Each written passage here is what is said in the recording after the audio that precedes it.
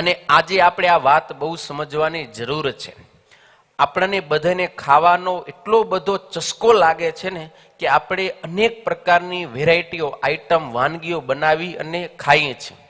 એમાં આજકાલ ખબર રસોડાની અંદર રીંગણાનો ઓળો ભડથો બને, રીંગણાનો ભરતું કહેવાય. એમ કોક ભડથું કે કોક ભરતું કે કોક રીંગણાનો ઓળો કે એમાં શું કરે, રીંગણાને આખું પેલું અગ્નિમાં શેકે અને પછીની છાલ કાઢે. એમ તો હવે રીંગણાની અંદર સ્વાભાવિક રીતે અંદર સૂક્ષ્મ જીવજંતુ હોય, એટલે બધામાં નહીં, પણ ક્યારેક કોક રીંગણું ખરાબ હોય, બગડેલું હોય તો અંદર ઈયળ જીવાત હોય છે. હવે સીધું આપણે શેકી તો શું થાય, અંદર તો બચારું બફાઈ જ જવાનું હોય જીવાત. તો એક તો આપણા હાથી એની હિંસા થઈ અને પછી તો એ બફાઈ જાય ને પછી એને કઈ સાફસું હોય પછી તો સીધો એનો માંસ મેસ કરી અને ખાવાનું જોઈએ, તો માંસ ભક્ષણ થશે, બે દોષ લાગશે. એટલા માટે ક્યારે પણ સીધું રીંગણું બાફીને કે શેકીને જે ભડથું કે ઓળો બનાવવા આવે ને એ તો ક્યારેય ન કરાય. રીંગણું વ્યવસ્થિત રીતે સુધારીને પછી એની જે કઈ વાનગીઓ બનતી હોય એ આપણે બનાવી શકીએ. ભરેલા રીંગણા આપણે કરી શકીએ, કેમ તો કે એને પહેલા બાફ્યા પહેલા જ આપણે 4 ચીરીઓ કરી શકીએ, એટલે કમસે કમ જોઈ શકીએ છીએ કે ખરાબ છે કે નથી. એમ પણ આખું કોઈ પણ શાક આમ શેકાઈ જતું હોય, બફાઈ જતું હોય તો એવી રીતનું આપણે ક્યારેય કરવું જોઈએ નહીં. એની અંદર હિંસા અને માંસ ભક્ષણ રૂપ બે દોષ લાગે છે. જો કે રસોડાની બાબતમાં આવી ઘણી આપણે સાવધાની રાખવાની જરૂરી હોય છે. જો આજે તમારા માટે અહીંયા કને થોડુંક પ્રેક્ટિકલ આપણે કરવાનું હે.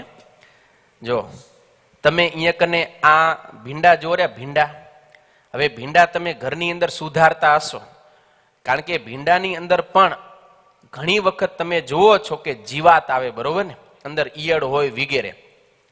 તો આપણા સંતો જ્યારે શીખાડે, અમે નાના સંતો એને હરિભક્તો કોઈ સેવા કરવા આવે ત્યારે એને શાક સમારતા શીખાડે કે ભીંડાનું શાક છે ને કેવી રીતે સુધારે. લોકની અંદર માણસો આમ ભીંડાને આડો રાખી અને આમ પછી સુધારે, આમ દેખાય રહ્યું ને તમને, આવી રીતે આમ ભીંડાને આડો રાખી અને આમ સુધારે. આમ હવે આડો રાખીને સુધારે એટલે અંદર કોઈ કાકા કે કાકી બેઠા હોય એટલે જીવાત તો એ આપણને દેખાય નહીં ને આપણા હાથે એનો વધ થઈ જાય, કપાઈ જાય, બરોબર. પ્લસ કે આપણે આમ ભીંડો કાપીએ છીએ એટલે જેવું કપાશે ને એટલે તરત જ એ આમ નીચે પડતું આવશે, આપણેની દ્રષ્ટિ પડશે જ નહીં. આમ પણ આપણે ભીંડાનું શાક હંમેશા ભીંડો ઊભો રાખી અને આમ સુધારવાનું હોય. ચાકો છે ને એ આડો રાખવાનો, તો શું થાય કે આપણી દ્રષ્ટિ અહીંયા કને આવે. આમ આપણે સુધારતા હોય આમ ત્યારે ભીંડામાં અહીંયા જોવાનું, પછી આ ફોડવું નીચે પડવું જોઈએ. આમ જો અહીંયા કને જ આ રહેવું જોઈએ, આમ હાથની અંદર જ અહીંયા જોવાઈ જાય, ક્લિયર ગો, ક્લિયર ગો, એમ ક્લિયર ગો. આપણે જો આમ આડો સુધારી તો એ સીધો આમ ઉડી જાય. અમુકની તો સ્પીડ જ એવી હોય ને, આમ ખચાખચ જવા દે. અહીંયા કને તમે જોયું નથી આમ, અને અહીંયા કને નીચે આખો સુધારેલો પડ્યો, એની સાથે તમારું આ કાપેલું ફોડવું ભરી ગયું, પછી તમે ગોત્યા કરશો આમ ક્યાં ગયો, પછી મળશે નહીં. એટલે એ પછી શાક જો આપણે ખાઈ તો માંસ ભક્ષણ તુલ્ય કહેવાય. એટલે હંમેશા ભીંડો છે ને આમ ઊભો સુધારવાનો અને એકદમ પ્રેશરથી નહીં કે આ ખચાક કરતું ઉડીને નીચે ન પડી જવું જોઈએ. હાથની અંદર અહીંયા ચાકા ઉપર જ આ ફોડવું રહેવું જોઈએ આપણું, નીચે જોવાય ક્લિયર ગો ની સિસ્ટમ ભીંડા સુધારવામાં રાખવાની. સમજી ગયા તમે? ક્લિયર ગો એમ. તો આવી રીતે આપણે ભીંડા સમારવા જોઈએ. સમજાઈ ગયું એમ? એટલે આપણે બે દોષ થકી, એક હિંસા પ્લસ બીજું માંસ ભક્ષણ, આ બે થકી બચી શકી. પછી એક આવી ખબર ને, આ કેવી તમારા માટે સ્પેશિયલ મંગાવી હો, આ ફ્લાવર કહેવાય, એમ ફૂલગોબી. તો આનું પણ શાક થતું હોય છે.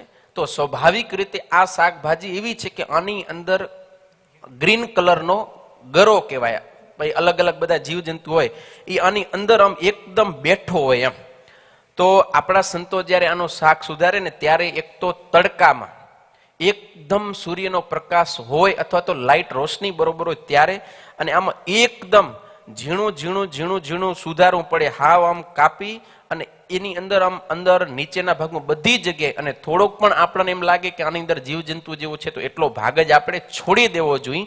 અથવા તો બેટર છે કે અમુક સિઝનની અંદર જ આ એકદમ ક્લિયર આવે, ચોખ્ખી આવે. બાકી તો બહુધા આની અંદર ઘણા બધા જીવજંતુઓ હોય છે.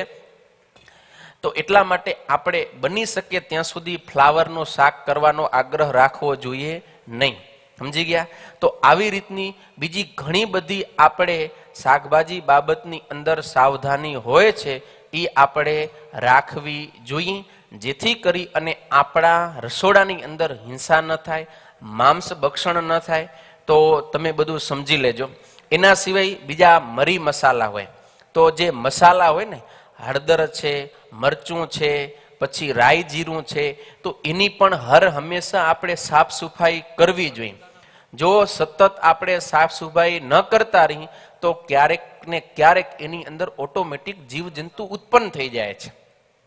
એટલે જો કે આ બેનો કરતા જ હોય છે, છતાં આ તો પ્રસંગ છે એટલે સહેજે વાત કે એ હર હંમેશા મસાલાની સાફ સફાઈ કરતા રહેવું જોઈએ, નહીતર એ મસાલા આપણે ખાઈએ તો ફરીવાર હિંસા અને માંસ ભક્ષણ રૂપ દોષ લાગે છે.